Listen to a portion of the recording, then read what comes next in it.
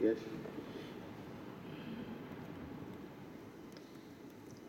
Thank you, Mr. Speaker. Thank you, Honourable Minister. I also raised the issue of the influence that the bad influence that may be brought in with the import of Islamic religious teacher from West Malaysia. You know, recently we have a person, a lecturer in University Utara Malaysia, who sees a book talking about enlightenment of the by a Christian, Hannah, becoming Hannah, who see that book as an act of proselytization. I mean, such narrow-minded thinking. How is the government going to ensure that such mentality will not be imported into Sarawak to indoctrinate our younger generation into a generation of narrow-minded thinking people? Because you have now about 1,800 Islamic religious teachers from West Malaysia. How is the government going to ensure that they do not share the same mentality as this lecturer from UUM?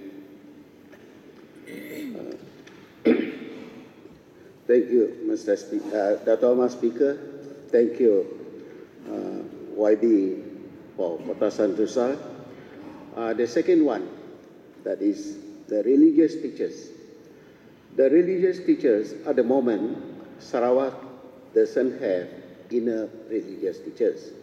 But there is a requirement that if a certain number of students in one school are Muslims, there is a requirement that they have to have staff. And that is the reason at the moment the Ministry of Education sent Ustaz or religious teachers from Semenanjung, Malaysia to Sarawak. But we hope that as more and more Sarawak are trained in this religious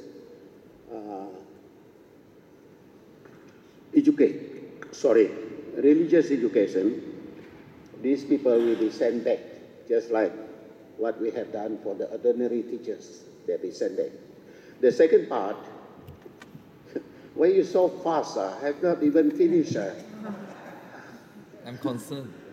The second part, I also got SMS from a number of people regarding what you mentioned.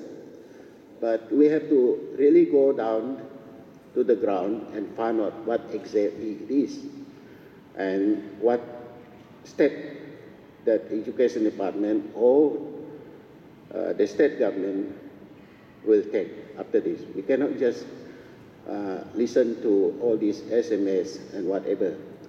I take note of your comments. Okay? Yeah.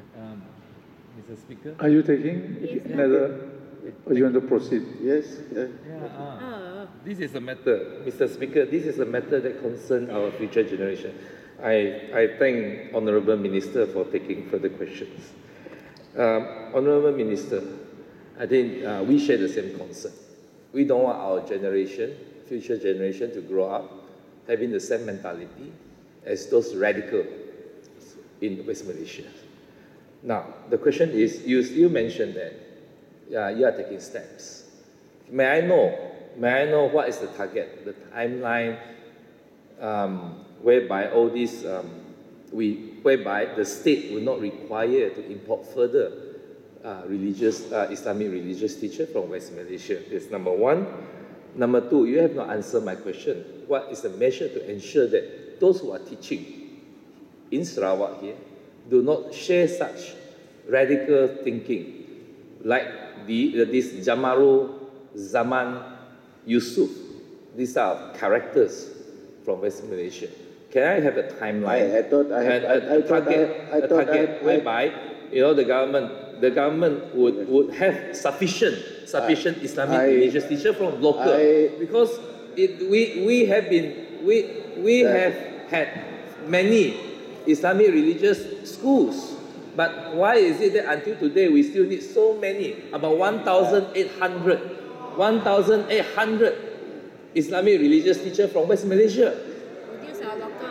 Can you please give a commitment in this house? You seems to be a real demagogue. I have answered you actually. Actually, in the first, before I started just now, I said my ministry is only 12 days old.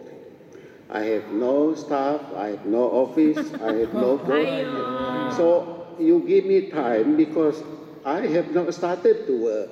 Your colleague next to you. No. Your colleague is that Sending no, this. that is not. I have answered. Your Okay. colleague next to you was sending this. Okay, thank Your you. colleague Thank next to you. I proceed. You are handling this matter.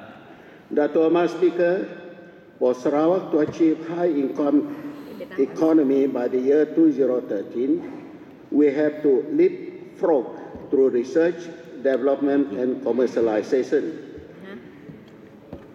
It is known fact that